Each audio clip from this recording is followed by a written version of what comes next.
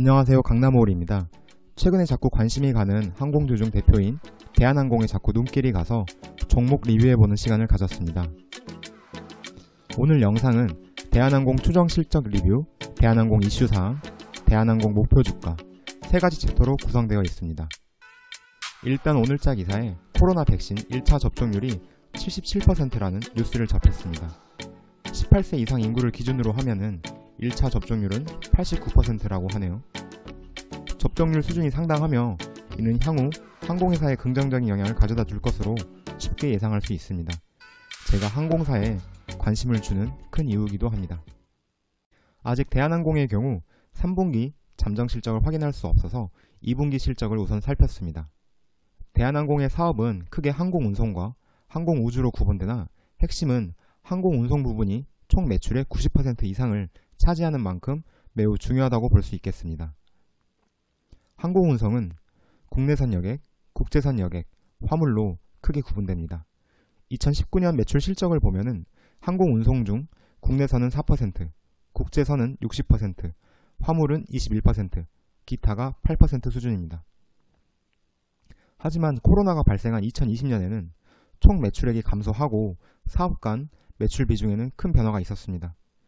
2019년에 60%를 차지하던 국제선 여객은 23%로 감소했으며 21%를 차지하던 화물이 57% 수준까지 증가했습니다. 국내선 여객은 상대적으로 큰 변화가 없었습니다. 코로나의 장기화로 2021년에 국제선 여객은 7%까지 하락하게 됩니다. 반면 화물 부분은 77%까지 증가하게 됩니다. 코로나 이전 2019년 실적과 2021년 추정 매출을 비교하면 확실히 총 매출은 감소했습니다. 하지만 다른 항공사 대비 대한항공은 코로나로 인한 국제선 여객 매출 감소를 항공 화물 사업이 좋은 실적을 내며 더 큰 하락을 피할 수 있었던 것 같습니다. 대한항공 2022년까지의 연간 추정 실적에 대한 증권사 컨센은 왼쪽 표와 같습니다. 2019년 약 12조 원의 매출 수준을 2022년에도 완벽히 회복은 못할 것으로 보고 있는 것 같습니다. 하지만 영업이익과 당기순이익이 오히려 더 잘 나올 것으로 보고 있네요. 이유가 뭘까 생각해보니까 사실 이미 코로나 이전부터 항공업은 전반적으로 실적 문제가 많았던 것으로 기억합니다. 경쟁이 치열했죠. 우측의 표를 한번 보시면 대한항공을 제외한 나머지 항공사의 영업이익률은 2019년에 와서는 이미 적자를 기록하고 있습니다. 그나마 대한항공이 장거리 노선을 많이 보유하고 있어서 영업이익률이 상대적으로 나은 편이다 라는 설명과 해석을 증권사 보고서를 통해 알 수 있었습니다. 아마도 증권사 컨센을 통해 본 2022년의 대한항공 영업이익은 대한항공이 가지고 있는 이러한 장점이 긍정적으로 녹아있는 것이 아닐까 싶습니다.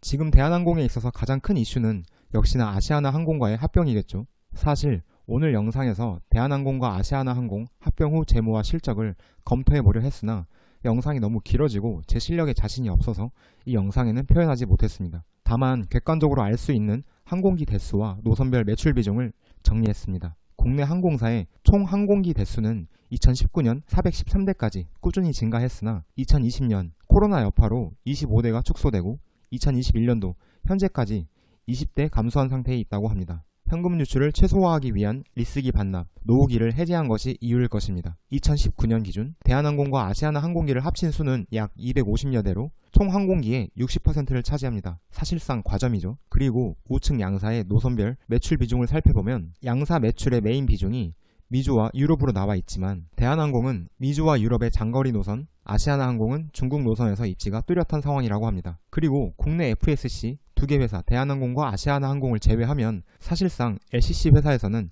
장거리 노선이 아예 없는 상태이기도 하고요. 양사가 통합된다면 중복되지 않는 노선에서의 공항 슬롯을 더 확보해 가겠죠. 그만큼 과점에서 오는 수익성 개선이 뚜렷해질 것이라고 생각됩니다. 대한항공과 아시아나항공과의 합병 문제는 아직 어떻게 될지 모르니까 이쯤까지만 얘기하도록 하겠습니다. 그렇다면 대한항공의 주가는 어디까지 갈까요? 일반적으로 항공업계는 PBR로 밸류에이션을 자주 하는 것 같습니다. PER로 보고 싶어도 항공업계는 적자가 너무 많아서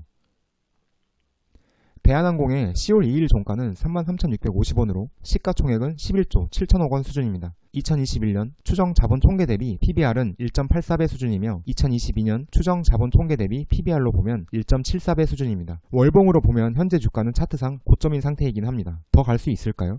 델타항공, 아메리칸 항공그룹과 간단히 비교를 해봤습니다. 표의값, 환율은 달러당 1187원으로 계산했습니다. 델타항공, 아메리칸 항공그룹은 대한항공 대비 자산은 2.5배 수준입니다. 단순 비교는 힘들겠으나 미국 항공은 이 정도 PBR을 적용받고 있구나 감만 잡으시면 될 것 같습니다. 자본 대비 부채 비율도 델타나 아메리칸 둘 다 엄청 심각해 보이죠. 하지만 델타는 PBR 22배 수준, 아메리칸 에어라인은 마이너스 1.8배 수준을 적용받고 있습니다. 앞서 말했지만 대한항공은 2022년 추정 실적 대비로 보자면 1.7배 수준. 국내 증권사가 대한항공의 목표가를 높게 설정하는 이유가 납득이 가는 부분입니다. 그래도 대한항공은 코로나 속에서도 흑자를 기록할 만큼 내실이 있는 기업이며 향후 더 거대한 항공사로 성장할 가능성도 있는 상태입니다. 국내 증권사 컨센서스는 지난달 기준으로 보면 NH투자에서 43,500원, KB에서 38,000원, 한국투자에서 36,000원으로 설정했습니다. 개인적으로는 대한항공과 아시아나 항공이 통합 후에 중복된 인력이라든지 항공기를 효율적으로 운영하는 등의 문제는 남아있지만 아시아나 항공과의 시너지, 다시 말해 승자 독신 효과라고 하면 될까요?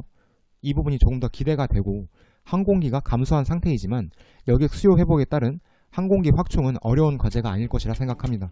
그러니 여객 수요에 대한 혜택을 가장 많이 받지 않을까 생각해봅니다. 그래서 제 생각에는 대한항공을 PBR 2배까지도 희망해볼 수 있지 않을까 조금 낙관적으로 바라보며 38,000원까지 생각을 해봤습니다. 대한항공 한 번쯤 리뷰해보고 싶은 종목이어서 해봤으나 향후 변동성을 파악하고 예측하기가 쉽지 않은 종목이다 보니까 리뷰가 쉽지 않고 영상을 만들어 놓고도 업로드하기가 망설여졌습니다. 참고로 전 대한항공 주식을 보유하고 있지 않습니다. 하지만 관심 종목으로 계속 보고 있는 중입니다. 끝까지 영상 시청해주셔서 감사드립니다.